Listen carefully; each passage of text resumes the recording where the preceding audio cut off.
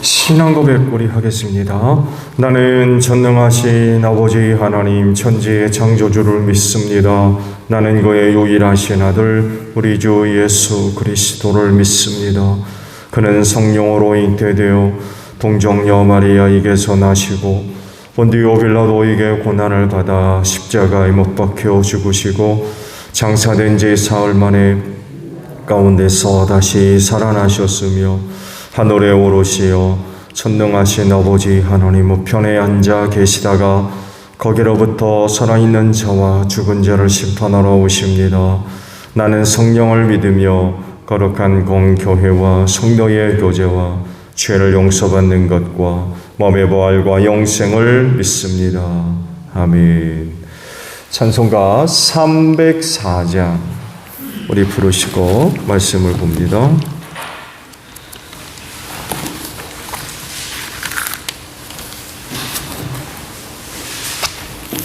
찬송가 304장 우리 부르시고 말씀을 봅니다.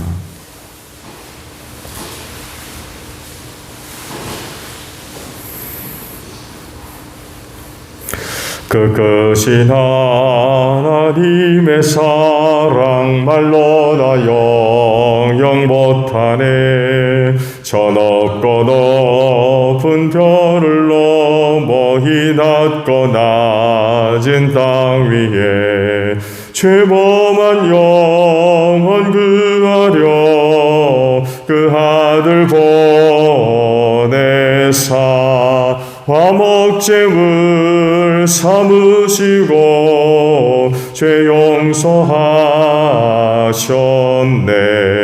하나님 크신 사랑은 증량 다 못하네. 영원히 변치 않는 사랑 성도여 찬양하세. 괴로운 시절 지나가고 땅 위에 영화 쇠할 때 주 믿지 않던 영혼들은 큰 소리 외쳐 울어도 주 믿는 성도들에게 큰 사랑 베푸사 우리의 죄 사했으니 그 은혜 잊을까. 하나님 크신 사랑은 증량 다 못하네. 영원히 변치 않는 사랑 성도여 찬양하세. 하늘을 두루마리 삼고 바다를 먹물 삼아도 한없는 하나님의 사랑 나기로 갈 수 없겠네. 하나님의 크신 사랑 그 어찌 닿았을까. 저 하늘 높이 사도 채우지 못하리. 하나님 크신 사랑은 증량 다 못하네. 영원히 변치 않는 사랑 성도여 찬양하세.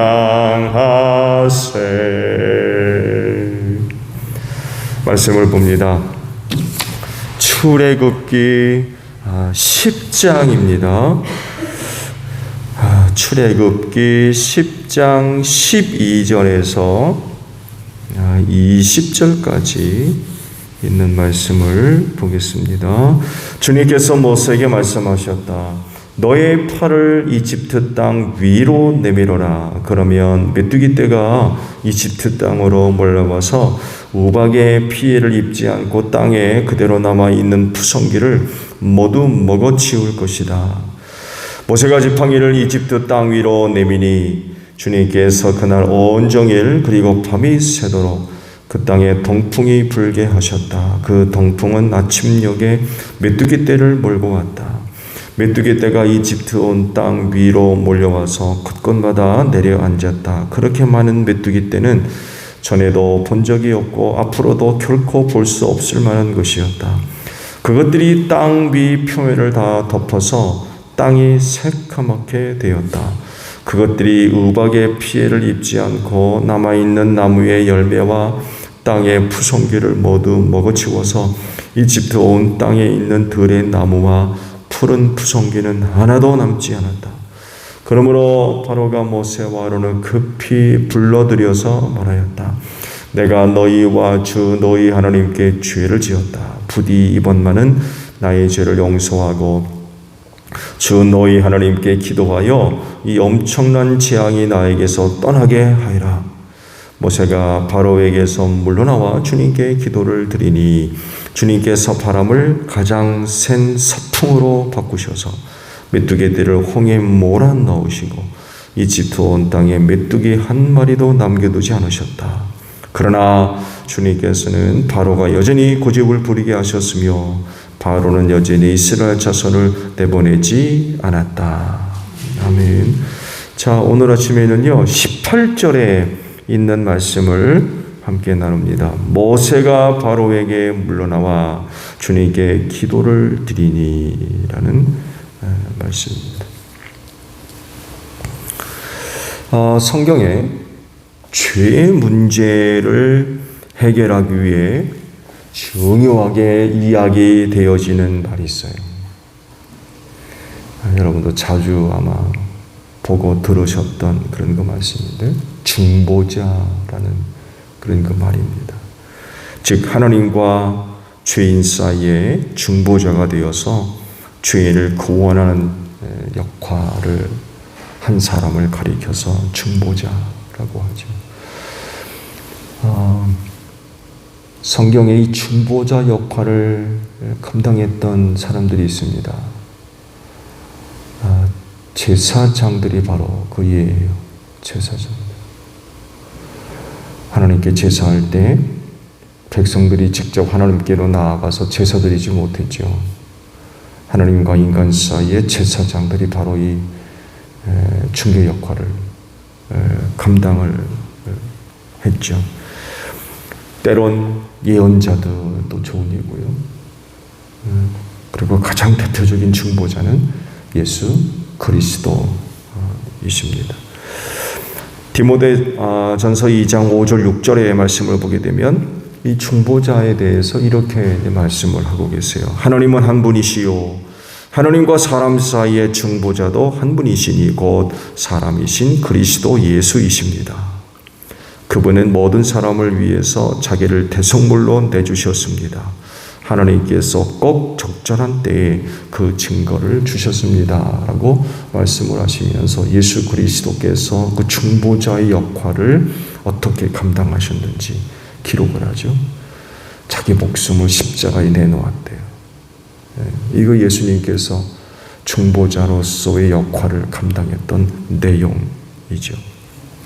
이렇게 예수님이 하나님과 인간 사이의 중보자 역할을 감당함으로써 죄인이 구원받을 수가 있었죠.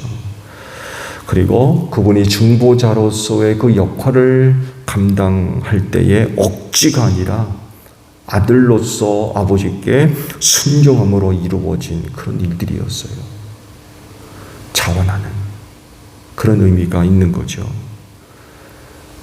억지로 그냥 하기 싫은 것 하는 게 아니라 자원하는 마음으로 순종해서 이 중보자의 역할을 감당하셨어요. 그래서 하신 말씀이 겟세마네 동산에서 마지막 기도할 때에 그런 기도하지 않습니까? 아버지 이 잔을 내게서 옮겨주십시오. 그러나 내 뜻대로 마시고 아버지의 뜻대로 되기를 원합니다. 이런 기도를 드렸던 거죠. 이런 아들의 기도 속에서 발견할 수 있는 건 중보자로서의 역할을 기꺼이 감당하셨다는 거죠. 죽기까지 아버지께 순종을 했던 거예요. 그래서 예수님은 참으로 위대한 그런 믿음의 창시자가 되셨죠. 이런 중보자의 모습을 모세에게도 우리가 발견할 수가 있어요. 오늘 주신 말씀을 보면 당시 모세가 어떤 마음을 가지고 그 사역을 감당했었는가를 우리가 발견하게 됩니다. 8번째 재앙이 이집트에 내렸죠. 바로 그 메뚜기 재앙입니다. 우박 재앙이 내려서 가뜩이나 이집트가 이제 어려움을 겪었죠. 우박이 내려가지고 단순히 사람과 짐승만 죽은 것이 아니라 들에 있는 나무, 풀, 지금 곡식까지 전부 쳐가지고 없애버렸죠. 근데 거기에다 메뚜기 재앙이 또 덮치게 돼가지고 우박 재앙을 피해서 그나마 남아있던 모든 푸른 나무 채소들이 다 이 메뚜기들이 갉아 먹게 되었지요.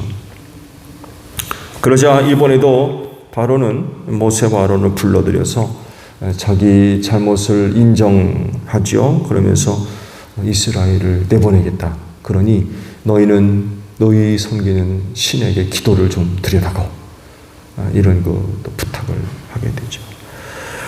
중요한 것은 바로의 모세가 지금 보여주고 있는 모습이에요. 그는 곧바로 바로에게서 물러나와서 하나님께 기도를 드리죠. 바로 우리가 주의를 기울여 볼 모세의 태도입니다. 지금까지 모세는요, 계속 이런 태도를 버리지 않았어요. 바로가 계속해서 고집을 부리고 하나님 앞에 교만히 행하며 죄를 지을 때마다 그럼에도 불구하고 모세는 이런 모습을 지속해 나갑니다. 그렇게 하면서 그 재앙으로부터 이집트의 백성들과 바로를 구원해내요. 이번에도 바로는 또 맹세를 뒤집었어요. 그리고는 이스라엘을 내보내지 않았습니다. 모세가 이거를 모를 리 없어요. 지금까지 그래 왔거든요. 이번 메뚜기 재앙도 틀림없이 바로가 자기가 한 맹세를 뒤집을 거라를 알고 있어요.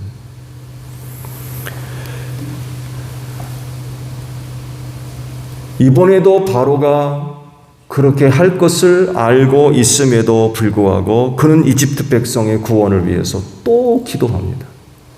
하나님 이 재앙 거두어 주세요. 이게 모세의 모습이에요. 그리고 모세가 중보자로서의 역할을 감당했던 모습을 우리에게 보여주고 있는 거죠.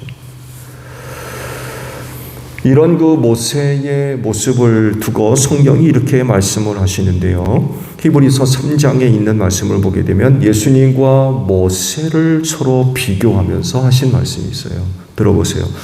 이 예수는 모세가 하나님의 온 집안에 성실했던 것과 같이 자기를 세우신 분께 성실하셨습니다. 집을 지은 사람이 집보다 더 존귀한 것과 같이 예수는 모세보다 더 큰 영광을 누리기에 합당한 분입니다. 어떠한 집이든지 어떤 사람이 짓습니다. 그러나 모든 것을 지으신 분은 하나님이십니다. 모세는 하나님께서 장차 말씀하시려는 것을 증언하기 위한 일꾼으로서 하나님의 온 집안 사람들에게 성실하였습니다. 그러나 그리스도인은 아들로서 하나님의 집안 사람들을 성실하게 돌보셨습니다. 우리가 그 소망에 대하여 확신과 자부심을 지니고 있으면 우리는 하나님의 집안 사람입니다. 이런 말씀을 하시면서 당시 모세가 하나님의 집에서 어떻게 성실하게 일을 감당했으며 예수는 또 어떻게 하나님의 집에서 성실하게 일하셨는지 비교를 하는데 단어가 달라요. 모세는 아버지의 집에서 일꾼으로 성실했지만 예수는 아들로서 성실했다. 누가 그러면 아버지 집에서 더 성실했을까요? 일꾼으로서 모세입니까? 아들로서 예수입니까? 당연히 아들로서 예수죠. 하나님의 집의 아들과 일꾼은 달라요. 그렇죠? 그 아버지 집의 아들과 일꾼의 모습이 달라요.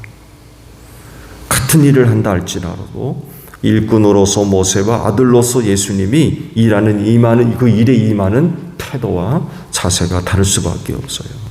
그래서 예수님은 어떻게까지 하십니까? 하나님의 아버지의 뜻을 이루기 위해서 자기 목숨을 내놓기까지 합니다. 아들이었기 때문에 그래요. 아들이었기 때문에.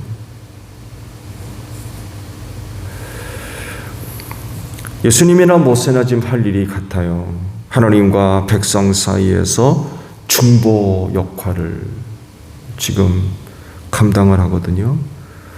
그렇지만 예수님이 더 나은 중보자가 되셨던 건 자기 목숨을 대속물로 내어 주었다는 데 있습니다.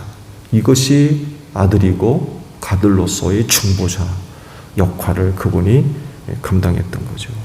모세도 일꾼으로서 아버지 하나님 집에서 성실하게 그 일을 다했는데 그 모습을 오늘 말씀 속에서 발견할 수 있고요. 그리고 여러 차례 모세의 하나님 집에서 일꾼으로서의 성실하게 이 일을 감당했던 모습을 보여주고 있습니다. 바로가 또다시 마음을 바꾸어도 그렇게 할 것을 알고 있음에도 불구하고 부탁하면 또 밖으로 나가서 손을 들어 올리고 하나님께 기도드렸어요. 이 재앙을 거두어 주세요. 또 바로가 맹세를 하고 보내줄 거라고 했지만 또 마음을 바꿔요. 재앙이 임하면 잘못했다고 그러고 이 재앙을 거두어 달라고 기도 좀 하라고 하면 또 바깥에 나가서 손 들어 올리고 하나님한테 하나님의 재앙을 거두어 주세요. 또 기도드리고.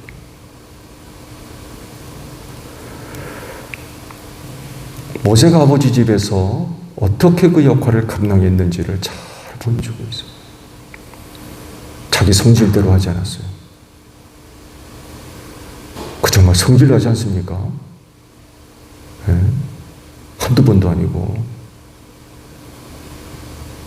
재앙만 임하면 잘못했다 야.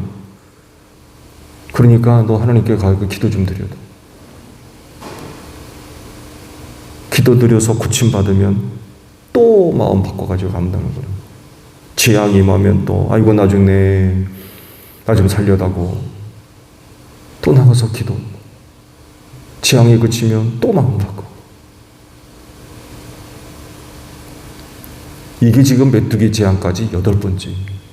한두 번도 아니고. 이게 좀 기분 나쁜 일 아니에요? 그렇다고 해서 모세가 당신이 아무리 그런 부탁해도 당신이 또 그렇다니까 나 안 들어주겠어. 그렇게 하지 않았어요. 또 마음 바꾸는 것을 알매도 불구하고 자기를 불러서 그런 부탁을 하면 또 나가서 기도. 하나님께. 이게 모세의 하나님의 집에서 성실하게 그 일을 감당했던 모습이에요.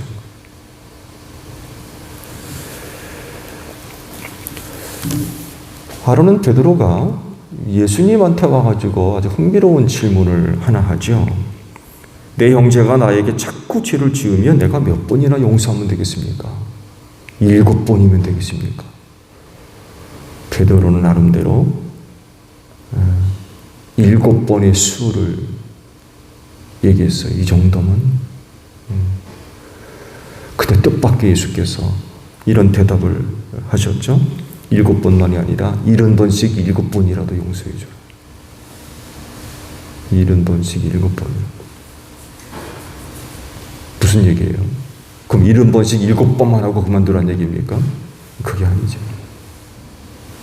계속 용서해 주라.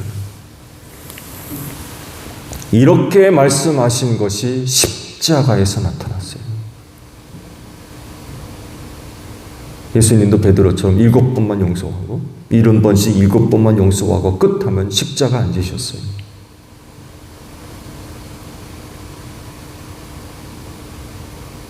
끊임없이 죄인을 용서하시는 아버지의 마음, 그 죄인을 사랑하는 아버지의 마음을 예수가 아니까 이런 말씀을 하셨고, 그리고 그 마음이 십자가를 통해서 나타났죠.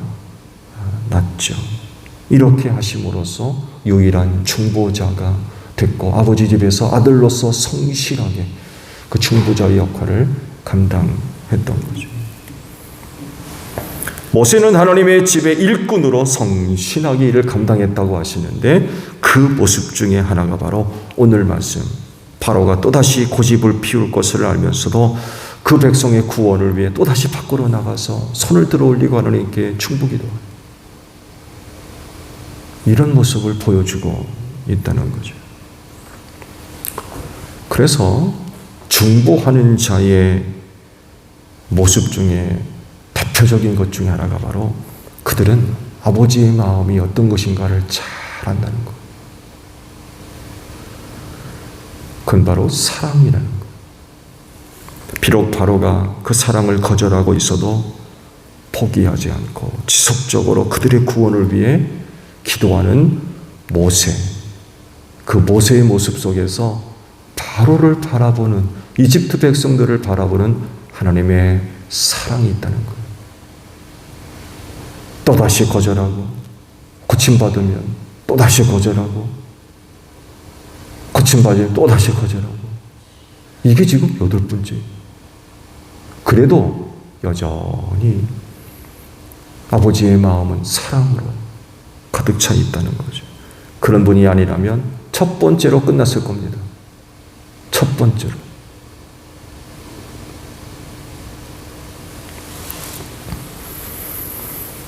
바로가 그 사랑을 거절하고 포기하고 받아들이려 하지 않아도 여전히 그들의 구원을 위해서 밖으로 나가 기도해요.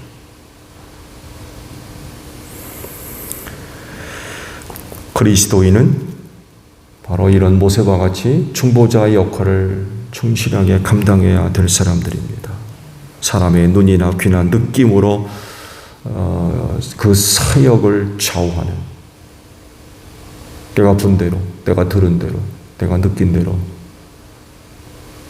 내가 감당해 나가야 할 그 사역을 좌우하는 그런 것이 아니라 아버지의 마음을 알아야 된다. 아버지의 마음이 어떤 마음이에요?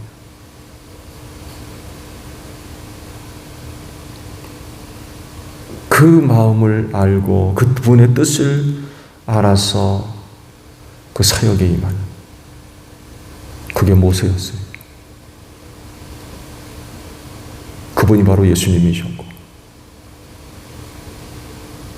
인간적인 생각이라고 하면 당장 그만뒀죠. 또 그럴 텐데 하면 뭐예요?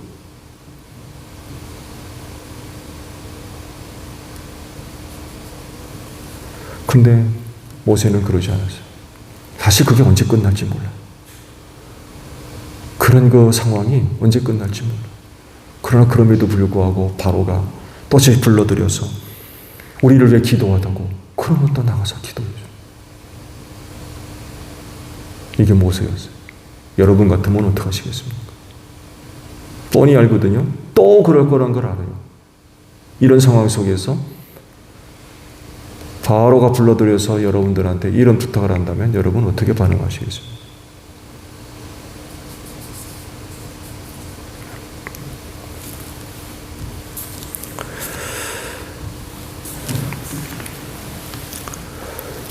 그리스도인으로서의 감당해 나가야 할 그런 그 중보의 역할들 잘 감당하시기 바랍니다. 하나님의 뜻이 이루어질 때까지, 그게 언제가 될지는 모르지만 끊임없이 아버지 집에서 성실한 일꾼으로서 혹은 자녀된 자로서, 아버지라 부르니까 자녀가 되겠죠. 자녀로서 성실하게 그 역할들을 감당해 나가는 여러분들이 되시기를 바랍니다. 그래서 하나님의 뜻이 이루어지는 복된 삶이 되어지기를 바랍니다. 주기도문합니다. 하늘에 계신 우리 아버지, 아버지의 이름을 거룩하게 하시며 아버지의 나라가 오게 하시며 아버지의 뜻이 하늘에서와 같이 땅에서도 이루어지게 하소서. 오늘 우리에게 일용할 양식을 주시고 우리가 우리에게 잘못한 사람을 용서하여 준 것 같이 우리 죄를 용서하여 주시고 우리를 시험에 빠지지 않게 하시고 악에서 구하소서. 나라와 권능과 영광이 영원히 아버지의 것입니다. 아멘. 기도하겠습니다.